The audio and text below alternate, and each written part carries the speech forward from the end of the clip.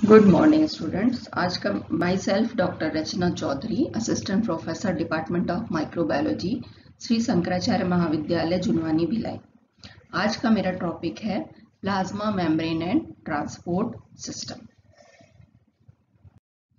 सबसे पहले हम देखेंगे इंट्रोडक्शन। जो प्लाज्मा मेम्ब्रेन होता है वो सेल के चारों तरफ एक प्रकार का एनवेलप का काम करता है और इसे ही हम साइटोप्लाज्म की बाउंड्री के रूप में जानते हैं। ये सेल के ऑर्गेनल्स को प्रोटेक्ट करता है और सेल को एक्सटर्नल इन्वायरमेंट से सेपरेट रखता है। प्लाज्मा मेम्ब्रेन जो होता है एक प्रकार का कनेक्टिंग लिंक का काम भी करता है सेल और इन्वायरमेंट के बीच में। ये जो टर्म प्लाज्मा मेम्ब्रेन था वो सबसे पहले दिया है नागेली ने 1855। यदि हम इसका अकरेंस देखें तो जो प्लाज्मा मेम्ब्रेन होता है वो सभी एनिमल सेल्स में आउटर लिमिटिंग मेम्ब्रेन के रूप में पाया जाता है, लेकिन जो प्लांट सेल होते हैं और बैक्टीरियल सेल होते हैं यहाँ पर ये सेल वॉल के अंदर पाया जाता है। यदि हम इसकी थिकनेस देखें तो ये इसकी थिकनेस जो होती है 75 एंगस्ट्रॉम की होती है और ये जनरली वेरिएशन शो करते हैं डिफरेंट सेल्स में, और कभी कभी तो एक सेम सेल्स में भी इसकी जो थिकनेस होती है जो डिफरेंट पॉइंट्स पे अलग अलग हो सकती है। अब हम देखते हैं केमिकल कंपोजिशन। यदि हम प्लाज्मा मेम्ब्रेन का केमिकल कंपोजिशन देखें तो ये लिपिड, प्रोटीन, कार्बोहाइड्रेट, साल्ट और वाटर से मिलके बना होता है। जो लिपिड होता है वो प्लाज्मा मेम्ब्रेन का मेन कंपोनेंट होता है और ये जो होता है लिपिड फॉस्फोलिपिड के फॉर्म में पाया जाता है। इसके अलावा भी स्फिंगोलिपिड हैं, ग्लाइकोलिपिड्स हैं और स्टेरॉल्स पाए जाते हैं। जो कोलेस्ट्रॉल होता है वो मैमेलियन प्लाज्मा मेम्ब्रेन में पाया जाता है और प्रोकैरियोटिक जो सेल्स होते हैं उनके प्लाज्मा मेम्ब्रेन में ये जनरली एब्सेंट रहता है। कुछ लिपिड्स जो होते हैं वो ट्राइग्लिसराइड के फॉर्म में होते हैं और इनमें पोलैरिटी पाई जाती है। इनमें ये हाइड्रोफोबिक और हाइड्रोफिलिक दोनों ही एंड पाए जाते हैं। प्रोटीन्स, यदि हम प्रोटीन्स के बारे में देखें तो ये हाई मॉलिक्यूलर वेट वाले प्रोटीन्स होते हैं जो प्लाज्मा मेम्ब्रेन में पाए जाते हैं और ये 3 डिफरेंट क्लासेस में डिवाइडेड होते हैं, जैसे कि स्ट्रक्चरल प्रोटीन है, कैरियर प्रोटीन है और एंजाइम्स। जो स्ट्रक्चरल प्रोटीन होते हैं वो प्लाज्मा मेम्ब्रेन की बैकबोन का बनाते हैं और जो कैरियर प्रोटीन्स और एंजाइम्स होते हैं वो एक्टिव ट्रांसपोर्ट में इन्वॉल्व होते हैं। इसके अलावा हम प्रोटीन्स को 2 क्लास में डिवाइड कर सकते हैं, एक्सट्रिंसिक और इंट्रिंसिक। यदि एक्सट्रिंसिक प्रोटीन्स होते हैं जो कि आउटर साइड में सेल सरफेस में होते हैं, मेम्ब्रेन सरफेस में होते हैं, और जो इंट्रिंसिक होते हैं वो एम्बेडेड होते हैं लिपिड लेयर में। नेक्स्ट है कार्बोहाइड्रेट। प्लाज्मा मेम्ब्रेन में कार्बोहाइड्रेट जो होते हैं वो शॉर्ट अनब्रांच्ड और ब्रांच चेन्स होते हैं और ये जनरली ग्लाइकोप्रोटीन्स, ग्लाइकोलिपिड्स और दूसरे कंपोनेंट के फॉर्म में होते हैं। नेक्स्ट है साल्ट। यदि हम देखते हैं कि जो सॉल्ट होते हैं वो प्रेजेंट होते हैं प्लाज्मा मेम्ब्रेन में। वाटर, जो सेल मेम्ब्रेन का लार्ज अमाउंट होता है वो वाटर होता है। अब नेक्स्ट हम देखते हैं अल्ट्रा स्ट्रक्चर। यदि हम प्लाज्मा मेम्ब्रेन के अल्ट्रा स्ट्रक्चर के बारे में देखें तो बहुत सारे साइंटिस्ट ने अपने हिसाब से अलग अलग मॉडल प्रपोज्ड किए। इसमें हम देखेंगे bimolecular leaflet model, lattice model, micellar model, trilaminar model, fluid mosaic model. अब हम इसमें देखते हैं सबसे पहले बाइमॉलिक्यूलर लीफलेट मॉडल। जो बाइमॉलिक्यूलर लीफलेट मॉडल था उसको सबसे पहले डैनियली एंड डेविसन ने 1935 में प्रपोज किया था। इस मॉडल के अकॉर्डिंग जो प्लाज्मा मेम्ब्रेन होती है वो 2 लेयर्स होती है लिपिड मॉलिक्यूल्स की, जिसमें प्रोटीन जो होता है वो कोटेड होते हैं। जो लिपिड मॉलिक्यूल्स होते हैं इनमें हाइड्रोफोबिक टेल और हाइड्रोफिलिक हेड होता है जो कि प्रोटीन से एसोसिएटेड होते हैं। दूसरा है लेटाइस मॉडल। जो लेटाइस मॉडल है उसको सबसे पहले वुल्पर्स ने 1941 में प्रपोज किया था। इस मॉडल के अकॉर्डिंग यदि हम देखें तो जो लिपिड मॉलिक्यूल्स होते हैं और प्रोटीन मॉलिक्यूल्स होते हैं वो एक लेटाइस से नेटवर्क का फॉर्मेशन करते हैं और ये इसमें जो प्रोटीन्स जो होता है एक प्रकार का मैकेनिकल फ्रेमवर्क बनाता है। दूसरा है माइसेलर मॉडल। माइसेलर मॉडल जो था वो हिलियरे एंड हॉफमैन ने 1953 में प्रपोज किया, और इस मॉडल के अकॉर्डिंग जो मॉलिक्यूल्स होते हैं वो मेम्ब्रेन में अरेंज्ड होते हैं ग्लोबुलर सब यूनिट के फॉर्म्स में, जिसे हम माइसेलर कहते हैं। नेक्स्ट है यूनिट मेम्ब्रेन और ट्राई लैमिनार मॉडल। जो यूनिट ट्राई लैमिनार मॉडल है इसको रॉबर्टसन ने 1916 में दिया था, और इसे ही हम यूनिट मेम्ब्रेन कॉन्सेप्ट भी कहते हैं। इसके अकॉर्डिंग जो प्लाज्मा मेम्ब्रेन होती है वो 3 लेयर्ड होती है, और 3 लेयर में लिपिड लेयर जो होती है वो आउटर प्रोटीन और इनर प्रोटीन्स जो होती है इसमें सैंडविच के रूप में रहती है। और जितने भी जनरली जो बायोलॉजिकल मेम्ब्रेन्स होते हैं उनमें ये उनमें यूनिट मेम्ब्रेन कॉन्सेप्ट पाया जाता है। अब लास्ट हम देखते हैं फ्लूइड मोज़ेक मॉडल, जिसे सिंगर एंड निकोलसन ने 1972 में प्रपोज किया था, और सबसे जो ज़्यादा एक्सेप्टेड मॉडल है वो फ्लूइड मॉडल ही है। इस मॉडल के अकॉर्डिंग जो बायोलॉजिकल मेम्ब्रेन होती है उसकी यूजुअली थिकनेस जो होती है 5 to 8 नैनोमीटर्स की होती है, और इसका जो एसेंशियल कंपोनेंट जो लिपिड होता है वो बाइलेयर फॉर्म में होता है, और ये जो लिपिड होते हैं उनमें हाइड्रोफोबिक या जिसको हम नॉन पोलर रीजन बोलते हैं, और हाइड्रोफिलिक जिसे कि पोलर रीजन, ये दोनों ही पाए जाते हैं।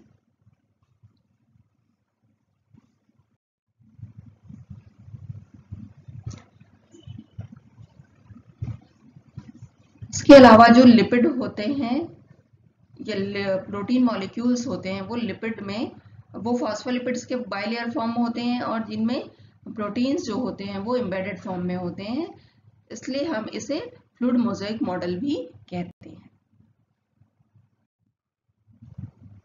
This the structure of phospholipid. जो फॉस्फोलिपिड होते हैं उनमें जो टेल्स होता है वो फैटी एसिड टेल होते हैं जो हाइड्रोफोबिक होते हैं, और जो हेड होता है वो हाइड्रोफिलिक होता है और जिसमें फॉस्फेट ग्रुप अटैच होता है। और ये हम देख रहे हैं कि इसमें जो लिपिड लेयर है वो बाइलेयर फॉर्म में अरेंज्ड। नेक्स्ट हम देखते हैं प्रोटीन्स। तो जो प्रोटीन्स होते हैं वो एक्सट्रिंसिक होते हैं मेम्ब्रेन प्रोटीन होते हैं या फिर इंट्रिंसिक मेम्ब्रेन प्रोटीन होते हैं। जो एक्सट्रिंसिक मेम्ब्रेन प्रोटीन होते हैं वो आउटर सरफेस में लूजली अरेंज्ड होते हैं, और इनको हम इजीली सेपरेट कर सकते हैं, जैसे कि इसका एग्जांपल है साइटोक्रोम सी ऑफ माइटोकॉन्ड्रिया। लेकिन जो इंट्रिंसिक प्रोटीन्स होते हैं वो लिपिड बाइलेयर में टाइटली बाउंड होते हैं, और इनको हम इजीली सेपरेट नहीं कर सकते। इनको यदि हमको सेपरेट करना है तो डिटर्जेंट या किसी भी ऑर्गेनिक सॉल्वेंट की जरूरत पड़ती है।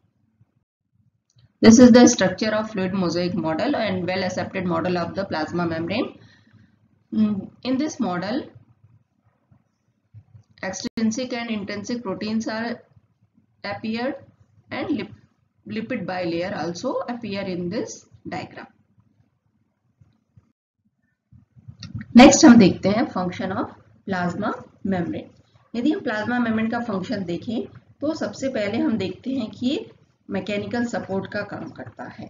तो जो प्लाज्मा मेम्ब्रेन होता है वो एक सेल को एक शेप देता है, और साथ ही साथ उसके जो ऑर्गेनेल्स या सेल कंटेनेंट हैं उनको उसे प्लेस में रखने में भी हेल्प करता है, और इस प्रकार से एक मैकेनिकल सपोर्ट का काम करता है। दूसरा, बायोजेनेसिस ऑफ सेल ऑर्गेनेल्स। हम जानते हैं कि एंडोप्लाज्मिक रेटिकुलम है या न्यूक्लियर मेम्ब्रेन या दूसरे जो मेम्ब्रेनस स्ट्रक्चर होते हैं उनका डेवलपमेंट प्लाज्मा मेम्ब्रेन से ही होता है। थर्ड है सेल रिकॉग्निशन। जो मैमेलियन ल्यूकोसाइट्स होते हैं वो फॉरेन सेल्स जैसे कि बैक्टीरिया हैं या जो भी दूसरे एंटीजेंस हैं उनको रिकॉग्नाइज करते हैं। नेक्स्ट है एंटीजेनिक स्पेसिफिसिटी। एंटीजेनिक स्पेसिफिसिटी जो होती है वो सरफेस में पाई जाती है प्लाज्मा मेम्ब्रेन की, और उनमें जो ग्लाइकोप्रोटीन्स प्रेजेंट होते हैं वही एंटीजेनिक स्पेसिफिसिटी में इंपॉर्टेंट रोल प्ले करते हैं। नेक्स्ट है ट्रांसमिशन ऑफ नर्व इम्पल्सेस। जो नर्व फाइबर्स होते हैं प्लाज्मा मेम्ब्रेन में वही नर्व इम्पल्स को ट्रांसमिट करने का काम करते हैं। नेक्स्ट एक्सचेंज ऑफ मटेरियल या सेल परमिएबिलिटी। हम जानते हैं कि जो प्लाज्मा मेम्ब्रेन होता है वही भी जो होता है मेम्ब्रेन ट्रांसपोर्ट के लिए रिस्पॉन्सिबल होता है, और जो प्लाज्मा मेम्ब्रेन में परमिएबिलिटी है वो सेलेक्टिव परमिएबिलिटी पाई जाती है, क्योंकि सेलेक्टेड मॉलिक्यूल्स ही वहाँ पर इंसर्ट करते हैं और सेलेक्टेड मॉलिक्यूल ही सेल से बाहर रिमूव होते हैं। अब हम नेक्स्ट देखते हैं ट्रांसपोर्ट अक्रॉस द मेम्ब्रेन। यदि हम प्लाज्मा मेम्ब्रेन में ट्रांसपोर्ट के बारे में देखें तो यहाँ पर जो सेलुलर ट्रांसपोर्ट होता है वो दो तरह का होता है। और सबसे पहले जो पैलेट है उन्होंने 1966 में इसको डिस्टिंग्विश किया था। तो जो ट्रांसपोर्ट होता है वो दो तरह का होता है, पहला है परमिएशन और दूसरा है बल्क ट्रांसपोर्ट। परमिएशन का मतलब ये होता है कि जब लो मॉलिक्यूलर वेट वाले मॉलिक्यूल्स का ट्रांसपोर्ट डायरेक्टली होता है मेम्ब्रेन से साइटोप्लाज्म में, तो कहलाता है परमिएशन। दूसरा होता है बल्क ट्रांसपोर्ट। बल्क का मतलब ये होता है जब हाई मॉलिक्यूलर सब्सटेंसेस का ट्रांसपोर्ट होता है तो वो कहलाता है बल्क ट्रांसपोर्ट। अब हम सबसे पहले देखेंगे परमिएशन में सिंपल और पैसिव डिफ्यूजन। जो परमिएशन होता है वो उसकी तीन मेथड होती हैं, सिंपल और passive diffusion, facilitate diffusion and active transport.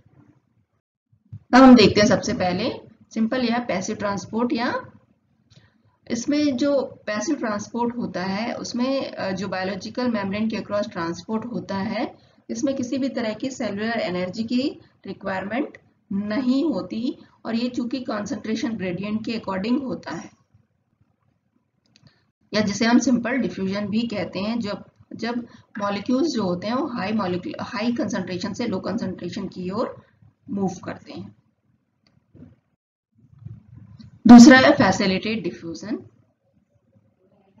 यदि हम सिंपल और फैसिलिटेट डिफ्यूजन में कंपेयर करें तो जो सिंपल डिफ्यूजन होता है, जो फैसिलिटेट डिफ्यूजन में भी कंसंट्रेशन ग्रेडियंट के अकॉर्डिंग होता है और लेकिन इसलिए यहाँ पर भी एनर्जी की रिक्वायरमेंट नहीं होती। लेकिन जो कैरियर मॉलिक्यूल्स या ट्रांसपोर्ट मॉलिक्यूल्स जो होते हैं या मेडिएशन के लिए इनमें कैरियर मॉलिक्यूल्स की जरूरत पड़ती है। ये जो स्पेसिफिक कैरियर प्रोटीन्स या मॉलिक्यूल्स होते हैं वो ग्लूकोज, गैलेक्टोज, ल्यूसीन, फेनाइलएलानिन और को ट्रांसपोर्ट करते हैं। This is the diagram showing facilitate diffusion. In this diagram, the molecules are transported through high concentration to low concentration. So no energy are required, but carrier molecules are needed. Next हम देखते हैं active transport. जो active transport होता है वो concentration gradient के against होता है और यहाँ पर इसलिए मेटाबॉलिक एनर्जी या एनर्जी की रिक्वायरमेंट होती है और साथ ही साथ यहाँ पर कैरियर मेडिएटेड प्रोसेस होता है, इसलिए कैरियर मॉलिक्यूल्स की भी जरूरत होती है। जितने भी आयन पंप्स होते हैं वो एक्टिव ट्रांसपोर्ट के अंतर्गत आते हैं। यहाँ पर हम देखेंगे सोडियम पोटेशियम पंप। तो जो सोडियम और पोटेशियम जो सेल्स में हाई इंट्रासेलुलर पोटेशियम आयन और लो सोडियम आयन कंसंट्रेशन की रिक्वायरमेंट होती है जो कि सेल की सर्वाइवल्स के लिए नेसेसरी होती है। तो जो हाई सेलुलर पोटेशियम आयन, जबकि कुछ प्रोसेस होती हैं जहां पर हाई सेलुलर पोटेशियम आयन की रिक्वायरमेंट होती है, जैसे कि ग्लाइकोलिसिस है या प्रोटीन बायोसिंथेसिस है। इसलिए जो हाई कंसंट्रेशन और लो कंसंट्रेशन, इसी तरह जो सोडियम आयन और पोटेशियम आयन का कंसंट्रेशन होता है वो नर्व इंपल्सेस के लिए भी जरूरी होता है। जो सोडियम आयन और पोटेशियम पंप होता है वही जो होता है सोडियम आयन और पोटेशियम आयन की कंसंट्रेशन को मेंटेन करने के लिए रिस्पॉन्सिबल होता है। और यहाँ पर जिस एंजाइम की जरूरत पड़ती है वो होता है सोडियम पोटेशियम एटीपीएज। जो सोडियम पोटेशियम एटीपीएज पंप होते हैं ये दो तरह के होते हैं। पहला होता है न्यूट्रल सोडियम पोटेशियम पंप, जहां पर यदि एक सोडियम आयन सेल से बाहर रिमिट होता है तो एक ही पोटेशियम आयन सेल के अंदर एंटर करता है, तो ये कहलाता है न्यूट्रल सोडियम पोटेशियम पंप। दूसरा होता है इलेक्ट्रोजेनिक सोडियम पोटेशियम पंप। जो इलेक्ट्रोजेनिक सोडियम पोटेशियम पंप में यदि 3 मॉलिक्यूल्स ऑफ सोडियम आयन बाहर रिमूव करते हैं तो 2 मॉलिक्यूल्स ऑफ पोटेशियम आयन जो होते हैं वो सेल में एंटर करते हैं। तो इसलिए यहाँ पर चूंकि बैलेंस चेंज हो जाता है, इसलिए ये इलेक्ट्रोजेनिक सोडियम पोटेशियम पंप कहलाता है। और यहाँ पर जिस एंजाइम की जरूरत पड़ती है वो होता है सोडियम, पोटेशियम, ATPase। इस प्रकार से यदि हम ट्रांसपोर्ट की समरी देखें तो ये सिंपल डिफ्यूजन जहां पर जो ट्रांसपोर्ट है वो कंसंट्रेशन ग्रेडियंट के अकॉर्डिंग हो रहा है और यहाँ पर ना तो एनर्जी की रिक्वायरमेंट है और ना ही किसी तरह के कैरियर मॉलिक्यूल्स की जरूरत है। दूसरा हम देखते हैं फैसिलिटेट डिफ्यूजन, जो ये भी कंसंट्रेशन ग्रेडियंट के अकॉर्डिंग हो रहा है, मींस हाई मॉलिक्यूल हाई से लो कंसंट्रेशन की ओर मूवमेंट है, लेकिन यहाँ पर कैरियर मॉलिक्यूल्स जरूरत है। तीसरा हम देखते हैं एक्टिव ट्रांसपोर्ट, जो कि कंसंट्रेशन ग्रेडियंट के अगेंस्ट हो रहा है और यहाँ पर चूंकि हाई कंसंट्रेशन से लो कंसंट्रेशन की ओर मूवमेंट हो रहा है, इसलिए यहाँ पर एनर्जी की भी रिक्वायरमेंट है और कैरियर मॉलिक्यूल्स की भी जरूरत पड़ती है। अब हम देखते हैं कि जो ट्रांसपोर्ट सिस्टम होते हैं वो तीन तरह के होते हैं। यूनिपोर्ट सिस्टम मीन्स जब कोई सिंगल मॉलिक्यूल्स ही मेम्ब्रेन में ट्रांसपोर्ट में इन्वॉल्व होता है तो वह कहलाता है uniport system. Symport system means जब दो डिफरेंट मॉलिक्यूल सेम डायरेक्शन में साइमल्टेनियसली ट्रांसपोर्ट होते हैं तो वह कहलाता है सिम्पोर्ट सिस्टम, जिसका एग्जांपल है sodium ion and glucose to the internal mucosal cells from the gut. और एंटीपोर्ट सिस्टम कि जब दो डिफरेंट मॉलिक्यूल्स अपोजिट डायरेक्शन में साइमल्टेनियसली सब ट्रांसफर किए जाते हैं तो वो कहलाता है एंटीपोर्ट सिस्टम, जैसे कि exchange of chloride and bicarbonate ions in the erythrocytes. अब हम देखते हैं कि हमने लो मॉलिक्यूलर वाले जो सब्सटेंस है उनका ट्रांसपोर्ट तो देख लिया, तो जो लार्ज मॉलिक्यूल्स होते हैं उनका ट्रांसपोर्ट कैसे होता है। तो जो लार्ज मॉलिक्यूल्स होते हैं उनका transport through vesicles and vacuoles के द्वारा होता है। ये मोनली टू टाइप्स के होते हैं, एंडोसाइटोसिस एंड एक्सोसाइटोसिस। जो एंडोसाइटोसिस होता है उसमें भी दो मेथड होती है बोल सकते हैं। एक फैगोसाइटोसिस होता है, पिनोसाइटोसिस, जिसे हम जनरली सेलुलर ईटिंग और सेलुलर ड्रिंकिंग के नाम से जानते हैं। जो हाई मॉलिक्यूलर वेट मॉलिक्यूल्स का ट्रांसपोर्ट है या मैक्रो मॉलिक्यूल्स का ट्रांसपोर्ट है उसे हम बल्क ट्रांसपोर्ट भी कहते हैं। और इसी ट्रांसपोर्ट के द्वारा प्रोटीन है, पॉलीसैकेराइड है, पॉलीन्यूक्लियोटाइड्स हैं, इनका ट्रांसपोर्ट होता है। अब इसमें हम देखेंगे सबसे पहले एंडोसाइटोसिस। एंडोसाइटोसिस का मतलब है कि जब मैक्रो मॉलिक्यूल सेल के अंदर की ओर इंटैक किए जाते हैं तो वो एंडोसाइटोसिस कहलाता है। इसमें हम देखेंगे पहले फैगोसाइटोसिस, जिसे हम सेल ईटिंग भी कहते हैं। इसमें प्लाज्मा मेम्ब्रेन जो होता है वो एनगल्फ कर लेता है लार्ज पार्टिकल्स को और वो इंटरनल कंपार्टमेंट जो होता है जो बनाता है वो कहलाता है फैगोसोम्स। और यही जो होता है एक प्रकार का एंडोसाइटोसिस है। ये इस डायग्राम में भी दिख रहा है कि जो प्लाज्मा मेम्ब्रेन है, ये जो लार्ज मॉलिक्यूल्स है, ये जब सेल के पास आ रहे हैं तो उसको धीरे धीरे करके एनगल्फ कर लेता है और इस प्रकार से एक स्ट्रक्चर बनता है जो कहलाता है फैगोसोम्स। नेक्स्ट है पिनोसाइटोसिस। पिनोसाइटोसिस का मतलब ये होता है सेल ड्रिंकिंग। तो यहाँ पर जो एक्स्ट्रा सेलुलर फ्लूइड होते हैं वो सेल के अंदर इंसर्ट करते हैं। नेक्स्ट है एक्सोसाइटोसिस। एक्सोसाइटोसिस का मतलब है कि जब सेल के आउटसाइड में किसी मैक्रोमोलेक्यूल्स जो होते हैं रिलीज होते हैं तो वह कहलाता है एक्सोसाइटोसिस। जब एक्सोसाइटोसिस के लिए मोस्टली गोल्जी एपरेटस जो होता है वो रोल प्ले करता है और इसमें vesicles and let out vesicles के फॉर्म में ये ट्रांसपोर्ट होता है।